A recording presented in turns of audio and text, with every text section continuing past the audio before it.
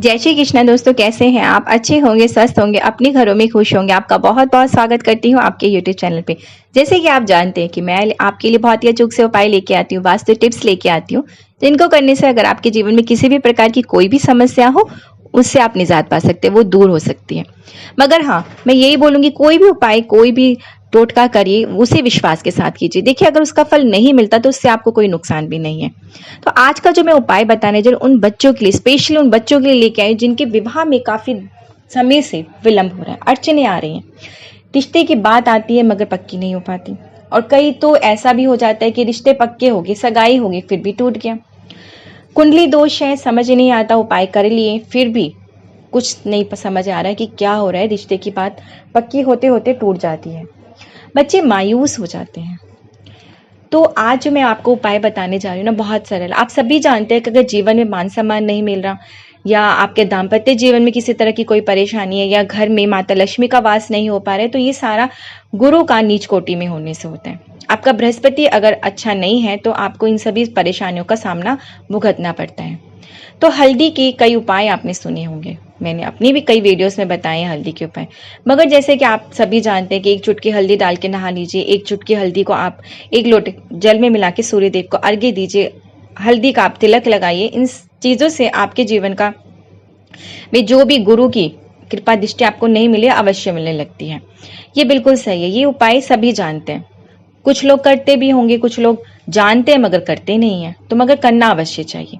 इससे क्या होता है ना, इन उपाय करने से जो बृहस्पति आपका बिगड़ा हुआ है वो सही हो जाता है। और ये सारी चीजें अगर आपको नहीं मिल रहे, तो आप ये सोच के देखिए कि आपके जीवन में किसी तरह का सुख शांति सुकून है ही नहीं।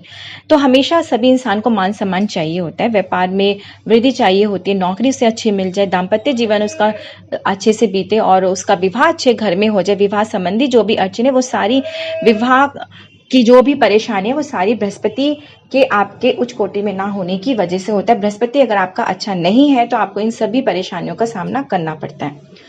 तो आज का जो मैं उपाय बताने जा रही हूँ ना, आपको कुछ बहुत ही अलग से हट के, अगर आप चाहते हैं कि आपका बृहस्पति सही हो जाए, गुरु आपका उच्च कोटि का हो जाए, तो आप ये उपाय करके देखिए। बहुत ही सरल, बहुत ही आसान सा है, मगर विश्वास के साथ करिएगा। उपाय बताने से पहले मगर हाँ, मैं आप सबसे यह रिक्वेस्ट करती हूँ, निवेदन करती हूँ, अगर आप मेरी वीडियो पे पहली बार आए तो प्लीज इसे लाइक शेयर करना ना भूलें, अपने दोस्तों तक भी शेयर करें। और वीडियो को लाइक तो कर दिया, शेयर भी कर दिया, सब्सक्राइब करना ना भूले। सब्सक्राइब करते समय बेल आइकन बटन को जरूर दबाना, जिससे कि मेरी वीडियोस की सारी नोटिफिकेशन आप तक अवश्य पहुंचे। तो चलिए मैं आप अपना उपाय बताती हूँ। आप किसी भी गुरुवार को कर सकते हैं, शुक्ल पक्ष का गुरुवार होना चाहिए, इस चीज का आप खास तौर से ध्यान रखिएगा। या किसी पूर्णिमा को कर सकते हैं, और किसी भी एकादशी के दिन आप ये उपाय कर सकते हैं। तो तीनों में से आप किसी भी दिन कर सकते हैं, पूर्णिमा को कीजिए, एकादशी के दिन कीजिए, या तो फिर आप किसी भी गुरुवार के दिन आप ये उपाय कर सकते हैं। तो आपने करना क्या है, जैसे कि आप सभी जानते हैं कि बृहस्पति जी श्री लक्ष्मी नारायण भगवान ही होते हैं, तो हमें श्री लक्ष्मी नारायण भगवान को ही प्रसन्न करना है। तभी मैंने आपको ये दिन बताए। तो गुरुवार, एकादशी और पूर्णिमा का दिन श्री लक्ष्मी भगवान का दिन होता है, तो आपने इसी दिन ये सारे उपाय करने हैं। ठीक है, जैसा मैंने आपको उपाय बताया आपने उसी प्रकार करना है। ये नहीं कहना कि ये चीज हमें नहीं मिली, वो चीज नहीं मिली। इसलिए जो भी टोटका होता है वो उसी प्रकार से किया जाता है, उसको ये नहीं कहा जाता कि ये चीजें पॉसिबल नहीं हो पाई, ये चीजें नहीं मिल पाई। मगर जो मैं आपको उपाय में जो भी सामग्री बताने जा रही हूँ, बहुत ही सरल है, आसान तरीके से आपको मिल जाएंगी। तो जैसे कि आपको मैं बता दूं, आपने पहले ये सामान ला के रख लेना है। आपको एक चाहिए मटका, छोटा सा कलश मिट्टी का। ठीक है, मटकी हो, जो भी हो, छोटी सी ही चाहिए आपको, ज्यादा बड़ी बिल्कुल नहीं चाहिए। कच्ची मिट्टी की मिल जाए तो बहुत अच्छी बात है, नहीं तो आप मिट्टी का कलश इजिली मिल जाता है। ठीक है, आप उसको एक छोटा सा मटका सा लाके रख लीजिए। ठीक है, आपने ढक्कन वाला लाना है, ये मैं आपको पहले बता दूं। ढक्कन वाला कलश होना चाहिए, मिट्टी का छोटा सा मटका आपने लेकर आना है, बहुत ही छोटा चाहिए। ठीक है, वो ले लिया आपने। और आपको हल्दी चाहिए, सुपारी चाहिए। ठीक है, बस इसके अलावा आपको किसी भी चीज की आवश्यकता नहीं है। और एक जो आपके घरों में इजिली मिल जाता है, तुलसी का पौधा। तुलसी के पौधे की हमें मंजरी चाहिए। ठीक है, 7 मंजरी। जैसे कि आप सभी जानते हैं कि तुलसी भगवान श्री हरि को बहुत ज्यादा प्रिय है। आप किसी भी भोग को अर्पण कर दीजिए, या कोई भी पूजा पाठ ना भी करें, कोई चीज आपके पास नहीं है, मगर आपने सच्चे मन से, श्रद्धा भाव से अगर एक तुलसी का पत्ता भी भगवान श्री हरि को अर्पण करते हैं, तो भगवान आपसे वैसे ही प्रसन्न हो जाते हैं। तो आज आपने वही करना है, तुलसी के से आपने 7 मंजरी, मंजरी सभी जानते हैं, मंजरी को तोड़ लीजिए। ठीक है, आप पहले से 1 दिन पहले उनसे अनुमति ले लीजिए कि हम आपके ये मंजरी तोड़ने जा रहे हैं, हमें आज्ञा दीजिए। ठीक है, इस तरह से आपने तोड़ के रख लेनी है। अब गुरुवार के दिन आपने करना क्या है, सुबह उठिए, जैसे कि मैंने आपको बताया है, 1 चुटकी पानी में मिला लीजिए हल्दी और फिर नहा लीजिए। फिर 1 लोटे जल में हल्दी अवश्य मिलाइए, भगवान सूर्य देव को अर्घ्य दीजिए। और आप जब अर्घ्य दे देते हैं तो उसमें आप देखेंगे लोटे में थोड़ी सी हल्दी बच जाती है, तो आपने वह हल्दी अपने मस्तक पे तिलक की तरह लगा लेनी है, कंठ पे लगा लेनी है। ठीक है, और फिर आपने उस दिन पीले वस्त्र, संभव हो तो पीले वस्त्र ही पहनिए जिस दिन आप ये उपाय करने जा रहे हैं। अगर नहीं संभव है तो कोई बात नहीं, आप लाल रंग का वस्त्र पहन सकते हैं। अगर वो भी नहीं है तो फिर हल्के गुलाबी रंग का पहनिए, काला नीला वस्त्र आपने धारण नहीं करना है। ठीक है, अपने मंदिर के समक्ष बैठ जाइए, आसन ले लीजिए। इस चीज का आपने ध्यान रखना है, आसन पे ही बैठना है। अपने मंदिर में अपने इष्ट देव से प्रार्थना कीजिए कि आप जिस भी मनोरथ से, जिस भी मनोकामना से इस कार्य को करने जा रहे हैं, या अपने बच्चे के जीवन की किसी भी परेशानी को दूर करने के लिए आप ये कार्य करने जा रहे हैं, तो उसमें वो सफलता प्रदान करें।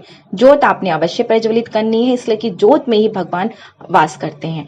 तो आपने ज्योत प्रज्वलित करके अपने इष्ट देव से प्रार्थना करने के बाद अब आपने क्या करना है, जो 7 मंजरी आपने तुलसी की ली वो, और हल्दी, साबुत हल्दी चाहिए, गांठ जो होती है वो आपको चाहिए, 7 हल्दी की गांठ। ठीक है, 1 सुपारी चाहिए आपको बस। और दक्षिणा में आप 1 रुपये रख सकते हैं, 5 रुपये रख सकते हैं, 11 रुपये, ये आपकी क्षमता अनुसार है। ठीक है, आपने ये सारी चीजें लेनी है और उस मटकी में जो मैंने आपको बताया है, उस कलश के अंदर आपने ये सारी चीजें रख देनी है। क्या क्या रखना है, ध्यान से सुन लीजिए।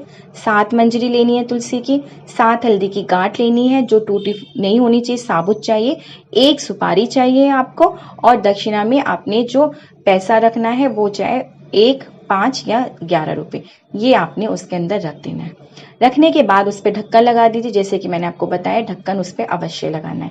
ढक्कन लगाने के बाद आपके पास अगर लाल रंग का कपड़ा है तो वो ले लीजिए, पीले रंग का कपड़ा है तो वो ले लीजिए, नहीं है तो आपने आटा गूंद लेना है साफ सुथरा, और उस जो ढक्कन लगाया उस ढक्कन पे आपने वह आटा लगा के ढक्कन को बांध देना है।